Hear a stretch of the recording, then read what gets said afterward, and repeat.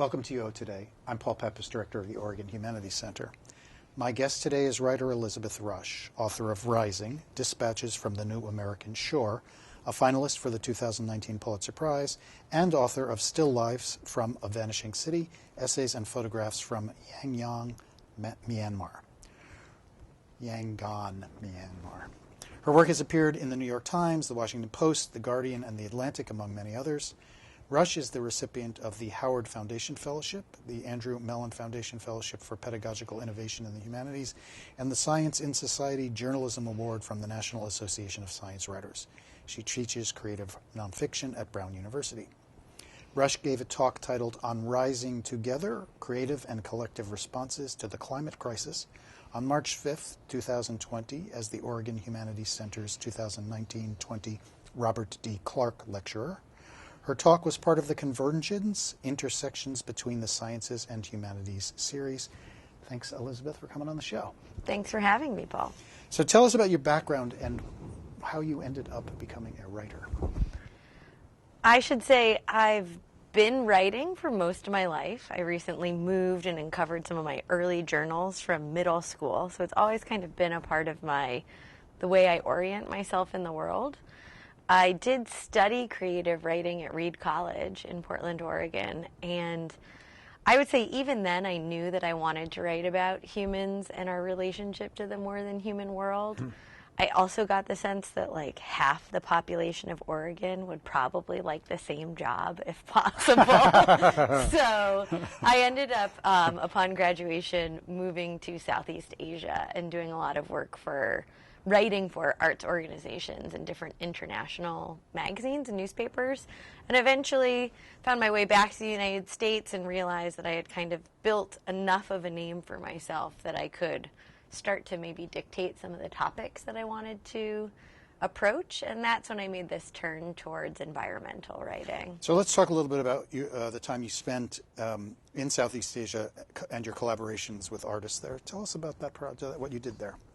So my first job upon graduation was working for a place called Art Vietnam that worked in service of controversial contemporary North Vietnamese artists. So as the country of Vietnam's rules around censorship started to relax, you started to see this blossoming in the arts. And so I worked for a foundation that supported those artists. And through that work was ultimately put in contact with a publisher, Things Asian Press. And that publisher asked me if I wanted to start to work on a series of children's books that were bilingual, written in, whatever Asian language the artist was living and working in, and English, and would be collaborations that would connect me with some of the artists I had met through Art Vietnam, but also throughout the region.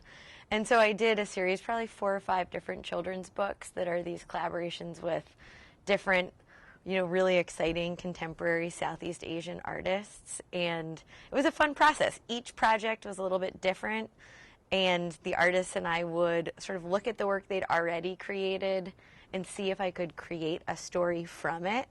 And then I would commission a couple additional pieces to fill in the holes. And we'd have a children's book on our hands. Fascinating. So you returned to the United States, and you now have, as you say, a reputation, and you started to be able to decide what you would write about. So what inspired you to write Rising, Dispatches from the New American Shore? So early on, sort of in that period of transition when I was reorienting my focus away from Southeast Asia as a writer, I was commissioned to do a story on the India-Bangladesh border fence, which is the longest border fence in the world.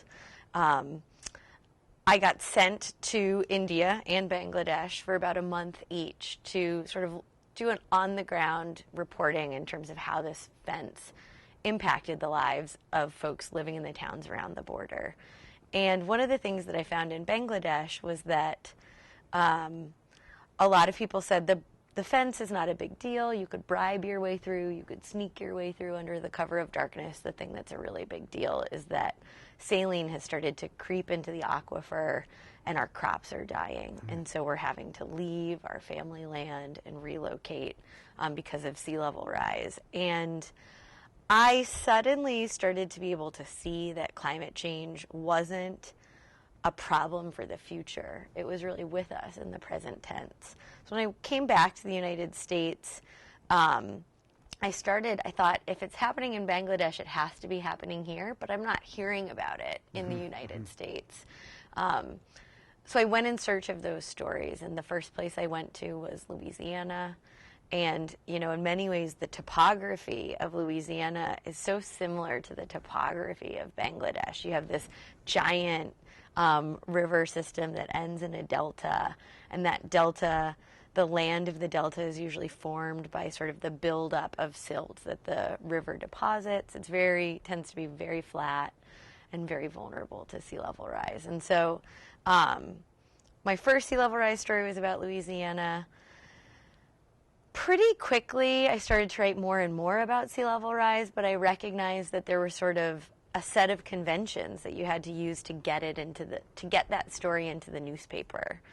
And I grew bored of those conventions and eventually applied for a grant that would give me some time away from having to make my living as a professional journalist. And I started to sink into writing Rising, which is a bit of a different approach to climate change writing, environmental writing. So as a way of helping our viewers understand, would you read a bit? Sure. From the book? Sure.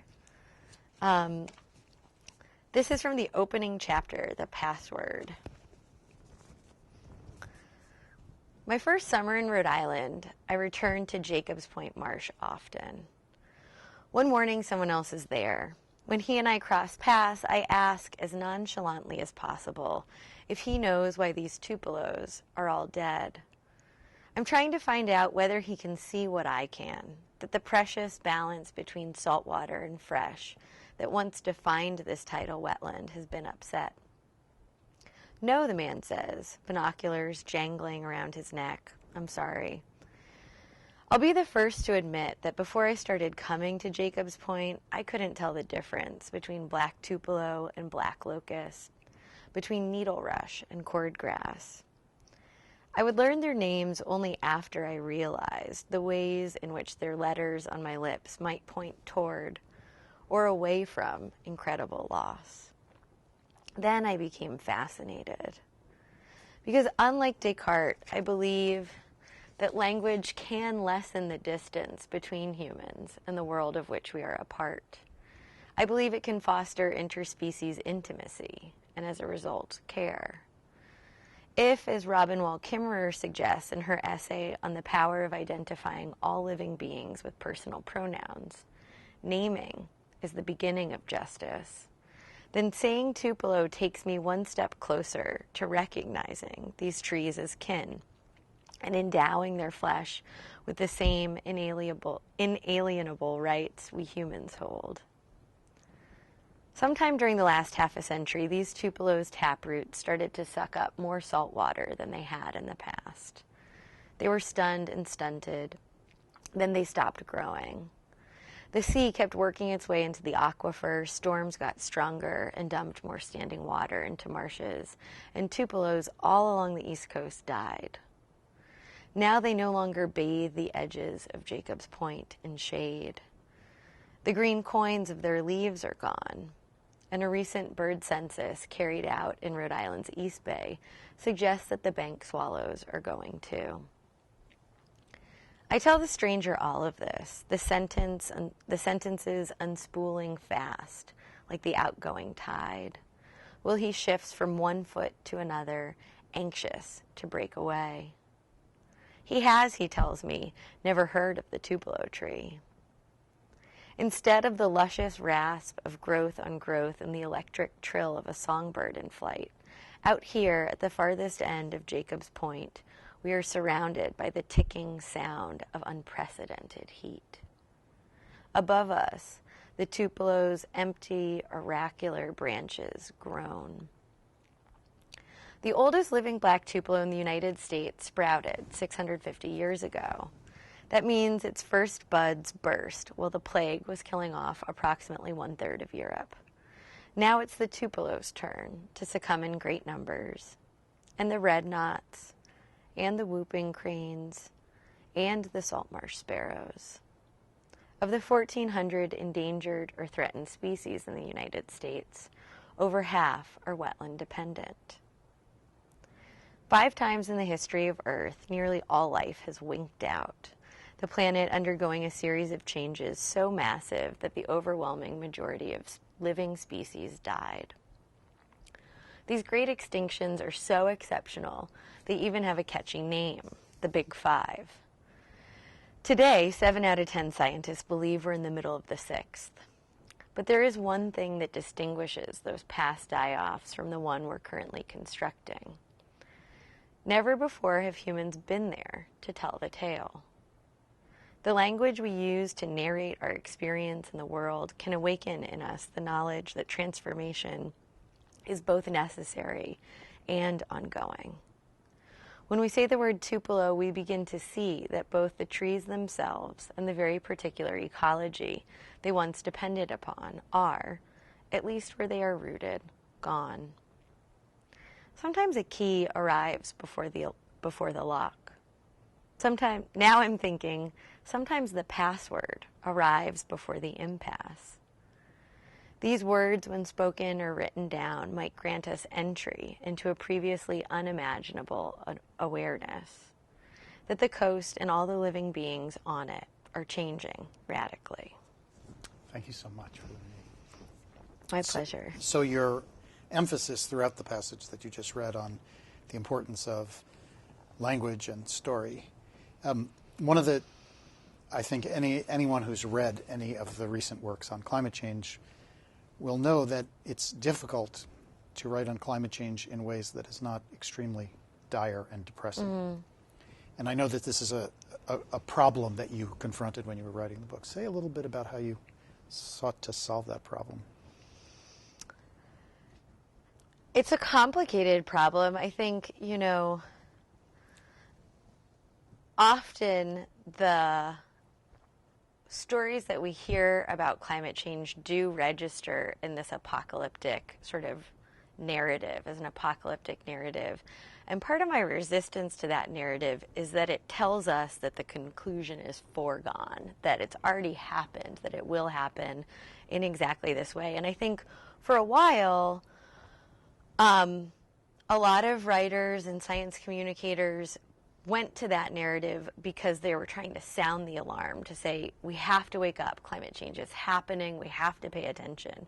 And I think that we're actually in a slightly different moment right now. I think that there is a wider, much broader amount of climate change awareness. We see this in young people. We see it on the front page of the New York Times. Like, we have a lot of climate change science, stories, conversations, but it all still tends to be super apocalyptic, which shuts down the possibility that we can take real action in the present moment that will have real fundamental impacts on who and what we become. And so I think language is a really important mediating factor in terms of how we think about climate change adaptation, mitigation, resilience. Some folks will say, like, oh, well, we're on a high emissions track and we're cruising towards the worst case scenario. That may well be true, but the difference between 1.7 degrees and 1.8 degrees might not mean a lot for folks who have a lot of resources to sort of help them through that transition, but for plants and animals and human beings living in these border zones, living in the tidal wetlands, that 0.1 degree of warming is the difference between this piece of land being underwater and not. I think that we have to take seriously the responsibility that we have to act in the present moment, even for those incremental shifts that it can impact in the future. And I think using language to open up a space for possibility and transformation and action in the climate change conversation, that's something that I'm really interested in. Something I tried to do with Rising. So let's talk a little bit about the form of the book, because it's an unusual form. So it has alternating sections of your own lyrical writing, and I should emphasize and I think it's clear from the passage you read, what a lyrical writer you are. I mean, how poetic your prose is. So there's those lyrical passages about your experiences researching the book, and then sections narrated by the people you call the witnesses, the people who you interviewed in these specific zones. Tell us how you came to that form and why that form made sense for you. So, there's so many great stories about how I came to that form, but I think as I address those, I also want to say, probably for me, as I researched this book, one of the most interesting things, one of the things that most transformed me was sitting in the living rooms of folks living on the front lines of sea level rise and flooding that comes with climate change, and hearing them talk about not only their personal experiences with flooding, but also what they chose to do with that knowledge. So as I thought about putting rising together, and it's really rising in the sense of rising seas, but also rising into awareness, rising into action, rising into power, I started to realize I wanted the stories of people who lived in places that didn't necessarily have a bunch of property taxes funding innovative infrastructure solutions. I wanted to know what you did as climate change changed your life when you had to make those decisions on your own and with your community members. And I found the decisions folks made really inspiring, coming together as a group and fighting as a neighborhood and asking the state to purchase and demolish their flood-prone homes so that residents might move away from risk permanently, and that land be held as open space in perpetuity to act as a buffer in the storms to come, but also be a place where you can visit nature within the city. I mean, those are really radical decisions and ones that we don't often hear about in the climate change conversation today, but that's what I was hearing sort of on the front lines of this problem. So those testimonies are partly about saying, these residents know a lot more about what it's like to emotionally, spiritually, economically navigate this problem. I don't want to render their stories through the lens of my own experience. I just want to hand them the microphone because I think that they have really powerful voices on their own. So that's kind of how those came into play. So, as you've already made clear, a lot of the people that you interviewed are coming from low-income, marginalized communities. How did you gain their trust? Time. I would say time is probably the most important factor. A lot of there's sort of a tradition in journalism called like parachuting into a community. You parachute in, you parachute out, you get your story and you leave. And as I was writing like the grants to do the research for a lot of these chapters, my biggest budget line was always, I don't want to stay in a fancy hotel. I don't want fancy meals. I'll stay in a trailer. I'll camp. But I want you to pay for that camping spot for 2 months, And in some cases, probably a third of the chapters are also communities that are somehow pretty close to me. So the Staten Island chapter, I taught at the College of Staten Island for 3 years, and I really spent 3 years researching that chapter. So time, showing up again and again, and also trying to come into a community as vulnerably as I possibly could, as unencumbered by the privilege that I have as I could. So I would walk, I would bike. Every place I went, I did door knocking. I didn't want to come in, talk to the, neighborhood community president, and then only talk to the people who are important in that community. I tried to really cast a wide net and do that by walking every single street in a community and trying to meet all the residents on that street, and then building relationships over time with each of those people. So you just mentioned your time in Staten Island because you were teaching there, and that is one of the places where you alluded to their decision collectively to lobby the state to buy their properties, and this is an example. You see this as a kind of example of managed retreat. So Tell us about the importance of managed retreat and whether you think that's a scalable solution. So, to me, managed retreat is important for multiple reasons. One of the chief reasons being that if we think about that passage that I read, 50% of our wetland species, 50% of our endangered species live in wetlands.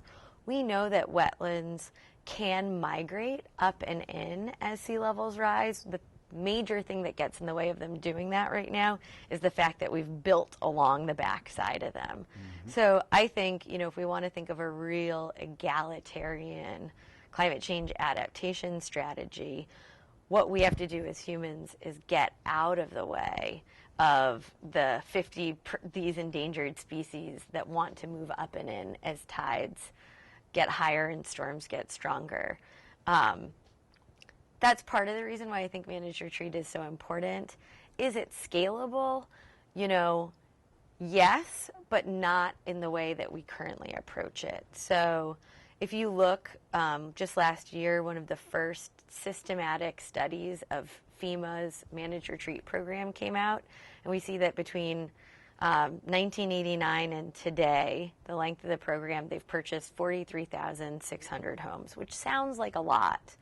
But if you look at the projections for how many people in this country will live below high tide in 2100, and you try to, it's in the millions. I forget that exact factor right now. But what I do remember is that at our current rate, it would take us 9,015 years to move all those people. So right now we do managed retreat and we buy out, 10, 20, 100 properties at a time. We really have to think about how do you make this accessible and able to be implemented at a broad scale. I have some thoughts on that.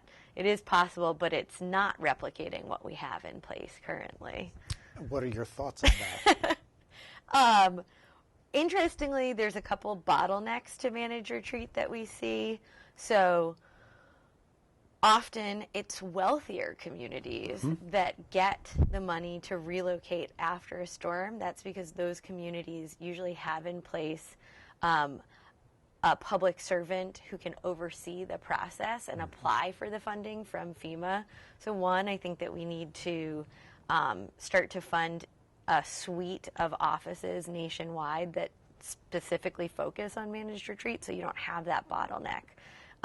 So that folks in rural, lower income communities will have someone fighting on their behalf to get access to these funds. I think another thing you could think about doing is we have the National Flood Insurance Program. It currently requires that if you flood and you make a claim, you rebuild in place, which is totally insane in the present moment. I think that you could introduce a clause into that where you say, we'll give you a reduced rate on your flood insurance, because we also, I should say as a side note, the National Flood Insurance Program has heavily subsidized rates. So most people who live in the floodplain pay a lot less than the actuarial risk of their home. We're talking they might pay $1,000 a year, and the actuarial risk of insuring their home is $10,000, $15,000 a year. The National Flood Insurance Program is in billions of dollars of debt. They're removing those subsidies, and we're starting to see that economic financial pressure transferred onto homeowners. So what if you said, you can keep your subsidized rate, but when your home floods, you agree to be part of a managed retreat program. So you start to get out sort of ahead of these storms and get people thinking about what it might mean to move away from risk. And then you fund that through the program that's, hemorrhaging money to rebuild along our vulnerable seashore, presently. So it might be kind of kill two birds with one stone, but it also means just having a public conversation around managed retreat in the first place. So our time is clicking by. I have so many questions to ask you, but I want to ask you about this. So last year you went on an expedition to Antarctica as the National Science Foundation's Antarctica artist and writer. Tell us about that. I did. It was an incredibly transformative experience. I spent 2 months on an icebreaker traveling to the calving edge of Thwaites Glacier, which has been nicknamed the Doomsday Glacier by the news media because it alone has the potential to raise global sea levels up to 14 feet. There's a lot of really important science that's taking place around this glacial system. And because of its sheer remoteness, no one had ever been to where we went in the history of the planet. Because of its sheer remoteness, we just don't have a lot of observational data. So I got to be part of this team of scientists on this really groundbreaking mission. That being said, I also think that we often talk about Antarctica from this place of the exceptionalism of the scientist or of the human being who goes and visits it. So tentatively right now, my next book that I'm writing about the process is written in the second person and sort of tries to invite readers into the idea that they too can go be a part of creating this groundbreaking science and also ultimately bear witness to the collapse of this really important key glacial system. So, Elizabeth, we have a minute and a half left, so this is my last question. Okay. How do you remain optimistic for the next generation? Gosh, the next generation is teaching me how to be optimistic. I think that that's probably one of the biggest things that's changed in the time that I've been writing about sea level rise is certainly when I started this project, I felt like one of my jobs was to create a more democratic climate change conversation, to get more people to participate in it, to kick that door open really wide. And in some ways, I think a lot of that has started to happen, and that's in part thanks to, the activism of this younger generation that recognizes already that, you can't have green infrastructure without environmental justice, that climate change just deepens the distance between the haves and the have-nots, and that we have to sort of address structural inequalities alongside this transformation to cleaner, greener energy and infrastructure. And they are, deeply inspirational, walking out of schools, having really complicated conversations with older generations and making demands that I think are spot on for where we need to think about where we ought to go. So I get a lot of my inspiration from them. Well, Elizabeth Rush, thank you so much for taking the time to speak with us today. It's been a really interesting conversation. It's a wonderful book. I urge all of our viewers to read it.